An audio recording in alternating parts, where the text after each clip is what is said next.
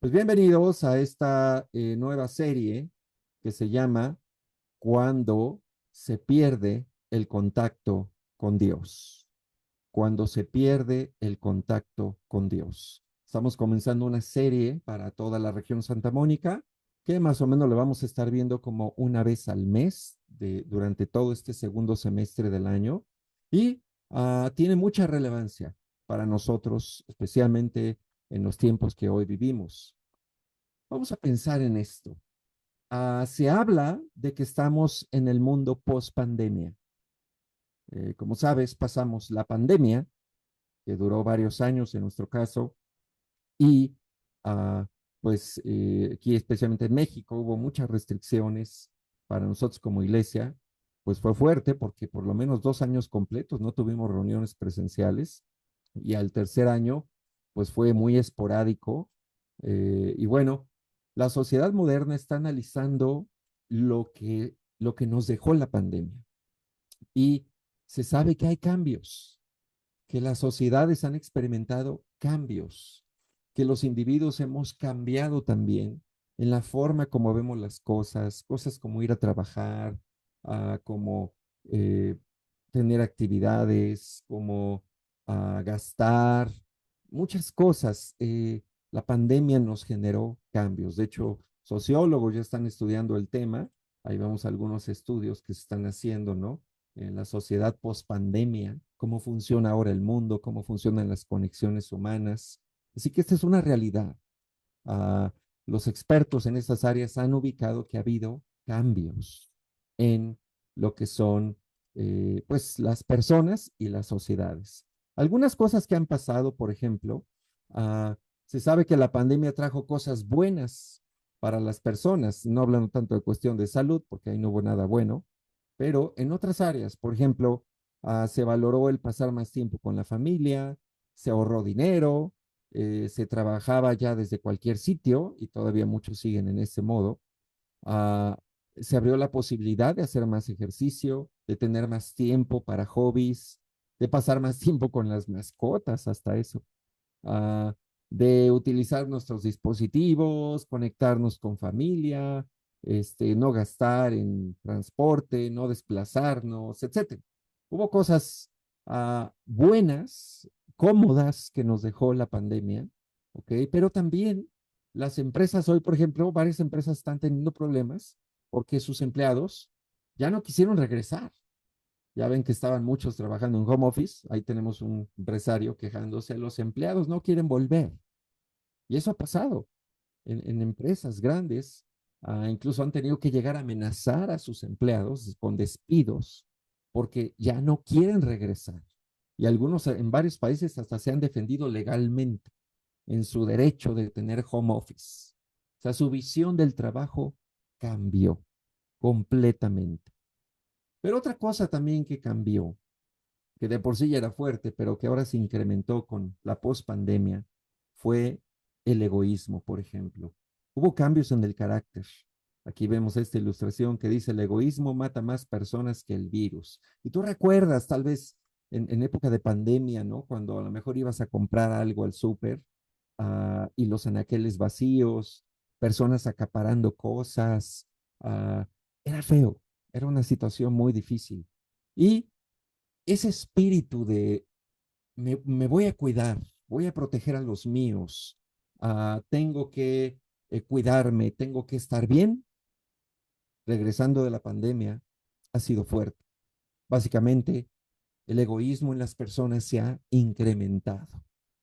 Ya estaba mal la cosa en esa área en el mundo, ahora está peor, porque la pandemia nos dejó mucho pensando en nosotros, en nuestro bienestar, en nuestra salud, en nuestra familia, en nuestras cosas y ya. Entonces, hemos visto que esa parte pues se ha incrementado, ¿no? En esta sociedad post pandemia. Ahora, ¿qué tal la vida de iglesia? ¿La vida de iglesia habrá sido afectada por la pandemia? Claro que sí. En el caso de acá en México, especialmente en México, en la Ciudad de México, área metropolitana, donde estamos, sí nos afectó. Sí nos afectó porque no nos podíamos reunir, como les dije, en 2 años. Y literalmente no se podía porque el mismo gobierno nos pedía no hacerlo. había restricciones de todo tipo, y todas las iglesias que han regresado a actividades normales después de la pandemia, pues se han sentido que algo cambió. Sí, los ministros, los líderes, las personas encargadas de pastorear iglesias han sentido un cambio en la gente, han sentido un cambio en la vida de la iglesia. Lamentablemente ha habido iglesias en otras denominaciones que han tenido que cerrar sus puertas. Se habla mucho del declive, ¿no? De que las iglesias hoy están en declive porque después de la pandemia las cosas se han venido para abajo, la contribución, la participación, eh, la disposición, el sacrificio, muchas cosas, cosas que antes las iglesias tenían y que ha sido muy difícil recuperar. Así que sí hemos visto una afectación. Y en medio de todo este escenario, yo comencé a leer un libro hace unas semanas, bueno, una semana básicamente, que me impactó desde el inicio, que me hizo pensar en esta gran necesidad, porque es algo que he visto en nuestra iglesia, aquí en la región, y es algo que estoy viendo en varios lados, ¿no?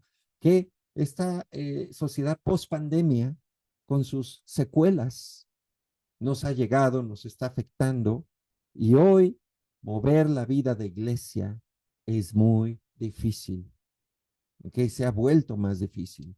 Así que un gran libro a estudiar bajo la circunstancia que hoy vivimos es el libro de Malaquías. Sí, Malaquías. Malaquías fue escrito por ahí del 430 antes de Cristo, y nos presenta un panorama complicado. Para resumir un poquito lo que estaba pasando en Malaquías, tenemos que había 50,000 exiliados que regresaron a Judá. Básicamente esto fue en tiempos del regreso del exilio, uh, en tiempos de Esdras, de Nehemías. Por aquella época, por ahí del 516 antes de Cristo, estos exiliados que regresaron reconstruyeron el templo bajo el liderazgo de Zorobabel, lo que había sido el templo Salomón, que recuerdan había sido destruido por los babilonios. Esdras y Nehemías entran en acción en el 458 y 445 antes de Cristo, respectivamente. Cada uno se enfoca en el área de reconstrucción que le tocó. Esdras en la vida espiritual de las personas y Nehemías en la muralla de la ciudad. Y una denuncia pública que hacían los profetas y estos mismos caudillos que llegaron a ayudar es que la gente estaba muy preocupada de sus propias cosas y no de las cosas de Dios. A esto se le llamaba una negligencia espiritual. Habían regresado del exilio, habían estado bajo mucho sufrimiento, bajo tristeza, bajo derrota, pero regresan a su tierra y a sus posesiones y lo que hacen es enfocarse en ellos, nada más. No querían saber de nadie más que de ellos. Y espiritualmente esto le empezó a afectar a Israel. Y básicamente dejaron de apreciar el gran amor que Dios les había mostrado con ese regreso. El que hayan regresado a lo que es su tierra, para ellos fue algo muy importante, pero no lo alcanzaron a valorar. ¿Okay? Fíjense bien a lo que va a ser la lectura, o el libro que yo les recomiendo.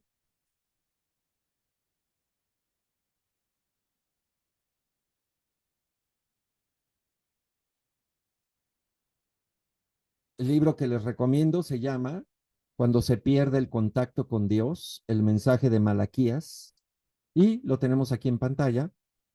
Este es el libro que les digo que estoy leyendo, que está muy bueno, y donde encontramos 4 puntos principales. ¿Okay? El libro está organizado de esta manera y de esa manera vamos a llevar las clases. El día de hoy hablaremos de la afirmación del amor de Dios. Después, el siguiente mes, de la negligencia de los sacerdotes. Después, la negligencia del pueblo. Y por último, la advertencia final y la exhortación. Así que esta es la estructura de la serie que vamos a llevar. 4 o 5 sesiones máximo que vamos a tratar con este tema y basados en este libro, que se los recomiendo, está muy bueno. Así que vamos a comenzar hablando de la primera parte, la afirmación del amor de Dios. Esta es la parte número 1, ¿ok? Y tenemos aquí el pasaje central que va a guiar nuestro estudio esta noche. Malaquías 1, del 1 al 5. Dice, esta profecía es la palabra del Señor dirigida a Israel por medio de Malaquías. Yo los he amado, dice el Señor. ¿Y cómo nos has amado? Replican ustedes. ¿No eres Esaú, hermano de Jacob? Sin embargo, amé a Jacob, pero aborrecí a Esaú, y convertí sus montañas en desolación, y entregué su heredad a los chacales del desierto. Edom dice, aunque nos has hecho pedazos, reconstruiremos sobre las ruinas. Pero el Señor Todopoderoso dice, ustedes podrán reconstruir, pero yo derribaré. Serán llamados territorio malvado, pueblo contra el cual siempre estará indignado el Señor. Ustedes lo verán con sus propios ojos y dirán, se ha engrandecido el Señor, aún más allá de las fronteras de Israel. Ese va a ser todo el texto que vamos a ver esta noche. Malaquías 1, del 1 al 5. ¿Qué nos revela este texto? Bueno, estas palabras fueron dirigidas a la sociedad de Jerusalén para el año 450 a.C. ¿Cómo era esa sociedad? Estamos hablando de que tenían unos 80 años que habían regresado del exilio. 80 años. Básicamente una generación de personas ya había vivido, muchos ya habían muerto, ya había una nueva generación que no conoció el exilio, sino que ahora conocían ya estar en su ciudad, en su tierra. El templo había sido ya reconstruido, ya tenían un lugar para adorar. No tenía la misma gloria que el antiguo templo de Salomón, pero ya tenían templo y funcionaba. Y en general, aunque seguían bajo el dominio persa, pero había tranquilidad social, había paz, no había guerra con nadie y había un estado de bienestar. Y si bien no eran muy ricos, pero no les faltaba nada. Tenían lo necesario y varios estaban prosperando. Así que si lo comparas con cómo era la situación en el exilio a lo que estaban viendo en ese momento, pues era muy distinto. Y después de toda esa crisis, esa angustia, ese viaje tan largo, la gente se había relajado. Ya estaban más tranquilos. Ya había pasado lo peor. Y ahora estaban viendo cómo avanzaban en la vida y cómo prosperaban. Así que, en pocas palabras, se sentían bien. Se sentían bien. Pero había alguien que no se sentía bien. Y ese alguien era Malaquías. Leímos el versículo 1 que dice, esta profecía es la palabra del Señor dirigida a Israel por medio de Malaquías. Algo interesante es que la palabra hebrea que se usa aquí para profecía, la palabra masá, significa opresión, dificultad, literalmente una carga, o sea, algo que produce angustia. No era la típica palabra de profecía. En este caso, esta palabra implicaba que había una carga, un pesar que estaba sintiendo Malaquías y que estaba sintiendo Dios. Y eso se lo transmite a Malaquías. Mientras toda la gente en Jerusalén estaba tranquila, relajada, disfrutando la vida, ocupada en sus cosas, cuidando su familia, cuidando su negocio, ¿no? Bien metidos en lo suyo. Había ahí un hombre que no estaba en paz, que no estaba tranquilo y que no estaba alegre. Y era Malaquías. El autor del libro dice algo increíble aquí que les voy a leer. Los hombres de Dios no son personas siempre sonrientes. Es porque a veces los hombres de Dios ven el mundo desde el punto de vista de Dios. El profeta recibió una intuición especial que le permitía ver a la gente como Dios la ve y sentirse como Dios se siente. ¿Qué tal? Esto está interesante, lo que dice aquí el autor del libro, John Benton. Los hombres de Dios no son siempre sonrientes. Es cierto, hay mucho de verdad en esto. Mientras más estás abierto y despierto a la realidad espiritual de este mundo y muchas veces de la misma iglesia, pues sí, te lo digo, no vas a estar feliz todo el tiempo. No te vas a sentir bien. Las personas que pastorean, que dirigen grupos, es lo que normalmente les pasa. Si son sinceros, si han aprendido a amar al pueblo de Dios, no siempre están contentos, no siempre se sienten bien, porque cuando hay necesidades espirituales en el pueblo, lo sienten y eso les afecta. ¿Ok? Así que Malaquías estaba pasando por eso, no por una iglesia casa, no por un grupito de 200 personas, sino por una ciudad entera.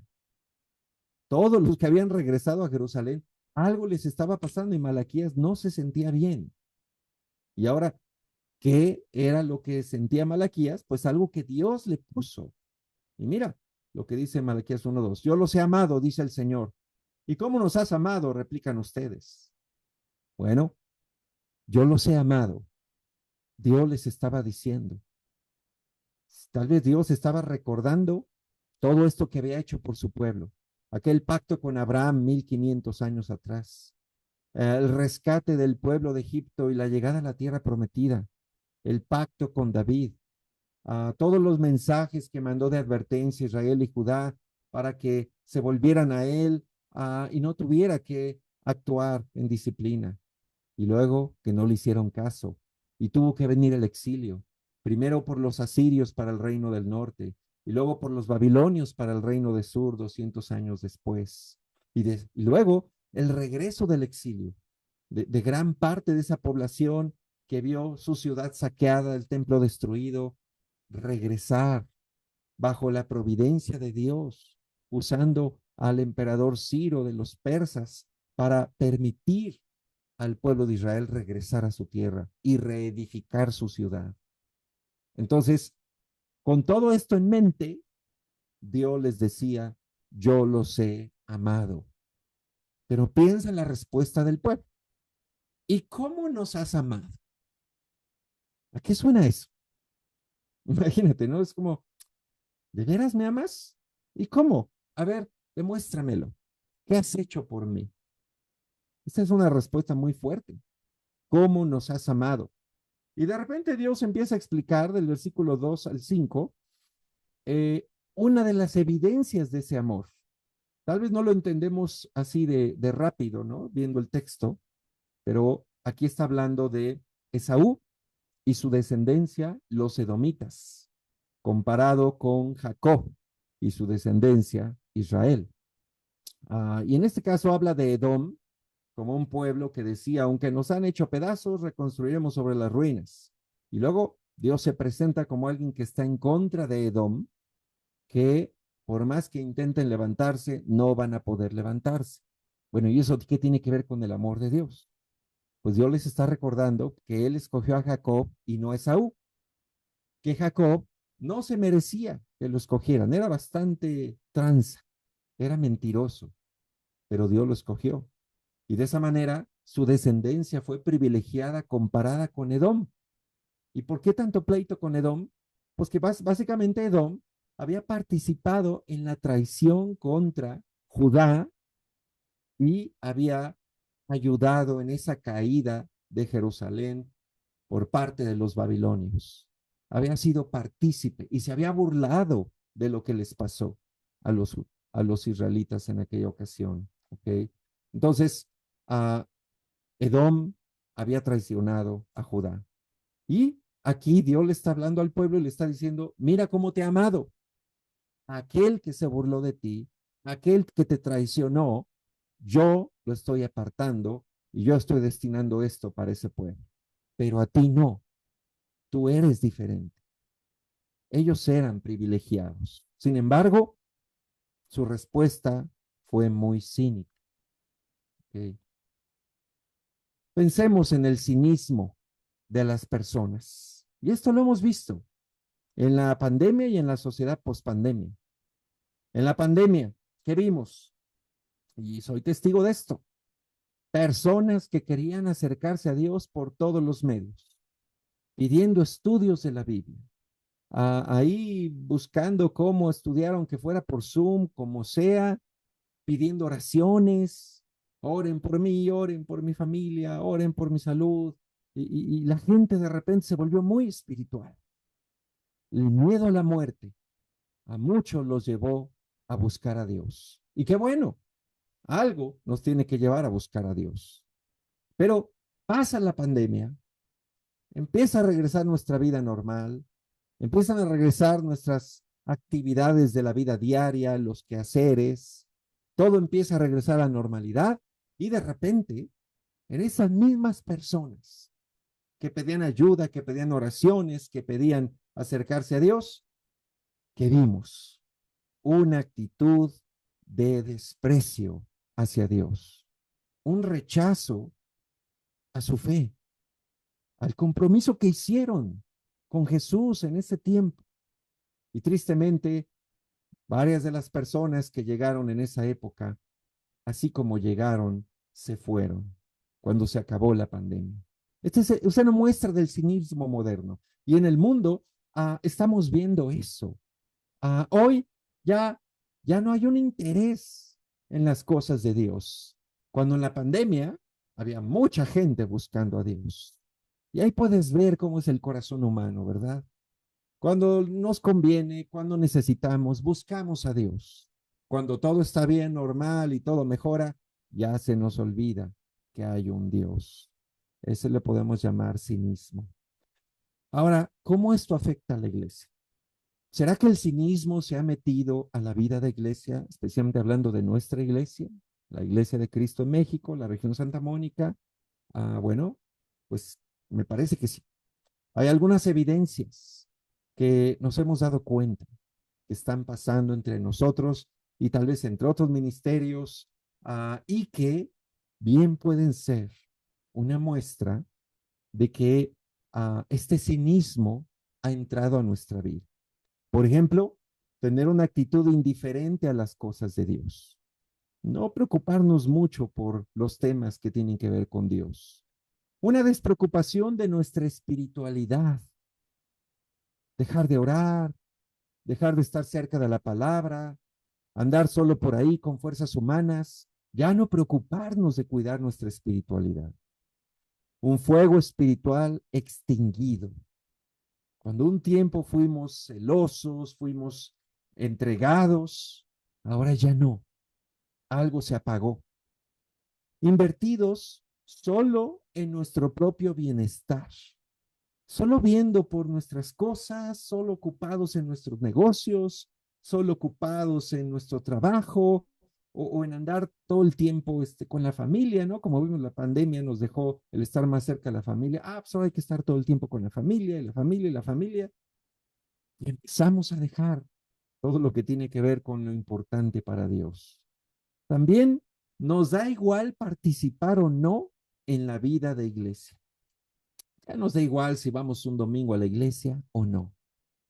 Y aparece otra cosa que hacer. No vamos a la reunión. Total, hay más. Total, me conecto por YouTube. Ojalá ya ni eso. Ni crean que hay tantas conexiones en un domingo. Ahí las estoy viendo. 20, 15. Dijéramos que todos los que faltan se conectan, ¿no? No, no lo hace. Entonces, ya nos da igual. Ya no es relevante. Y una más, ni siquiera pensamos en evangelizar. Ni siquiera nos pasa por la mente. Recuerdo cómo hablamos de las invitaciones que entregamos y muchos discípulos las regresaban. No, ya no quiero. Pero te las dimos hace 6 meses. Todavía tengo. ¿Qué te dimos? ¿50? Te dimos 5 o te dimos 10 máximo. Ya no nos preocupa evangelizar. ¿Ves? O sea, ¿qué voy con todo esto, hermano, hermana, miembro de la iglesia? Que de alguna manera se ha estado perdiendo el contacto con el Dios vivo. Se está perdiendo ese contacto. Y hoy es un día para que abramos los ojos a esta realidad. Discípulo por discípulo, iglesia casa por iglesia casa, que hagamos un examen espiritual realmente de si estamos o no en contacto con el Dios vivo, si seguimos todavía conectados con Él o si estamos en una fase de este egoísmo de la sociedad post-pandemia y de este cinismo que hoy encontramos en el mundo hacia las cosas de Dios. Piénsalo. Imagínate que fuéramos como el pueblo de Israel y contestáramos, ¿y cómo nos ha amado? ¿Cómo nos ha amado? Bueno, aquí tenemos cuatro evidencias de cómo nos ha amado a Dios que podemos nosotros contestar en base a la Biblia. Número uno, somos escogidos por Dios, de acuerdo a Efesios 1:4. No somos cualquier persona. Tú y yo, discípulo de Jesús, Dios nos escogió. Lee ese texto y dice clarito que desde antes de la creación del mundo, Él nos había escogido. Somos importantes para Él. Número dos, abrió nuestro corazón a su mensaje, como pasó en Hechos 16:14 con la mujer comerciante. A Dios le abrió el corazón y aceptó el mensaje. Y eso nos pasó a nosotros, a los que hoy seguimos en la fe. Dios nos abrió el corazón y aceptamos su mensaje, pero no pasó con el de al lado o con el de enfrente. Sí pasó con nosotros. Número tres, vino a morar en nuestro corazón a través del Espíritu Santo. Efesios 2:22. Una parte de Dios vino a morar en nosotros. Lo tenemos por dentro. Eso es un privilegio. Y número cuatro, tenemos una herencia celestial reservada, según 1 Pedro 1:4. Allá en el cielo algo nos espera, algo increíble, algo glorioso, algo que no imaginamos. Ante esa pregunta que podríamos hacer, ¿y cómo nos has amado Dios? Yo por lo menos encuentro estas cuatro respuestas. Y hay más. De esa manera, podemos decir que ser un discípulo de Jesús es un privilegio. Es un privilegio enorme que no merecemos y que personas a nuestro alrededor no lo tienen. Ellos no han sido todavía escogidos. Ellos no han sido abiertos en su corazón al mensaje. Ellos no tienen el Espíritu Santo de Dios. Y por último, no les está esperando ninguna herencia celestial. Y entonces tenemos que preguntarnos, ¿estamos valorando ese privilegio? El privilegio que hoy tenemos tú y yo. Puse aquí una imagen que dice, cuando mucho no es suficiente.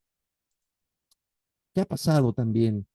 He visto como para discípulos a veces estas razones espirituales de por qué debemos sentirnos privilegiados y honrados y conectarnos con Dios no son suficientes.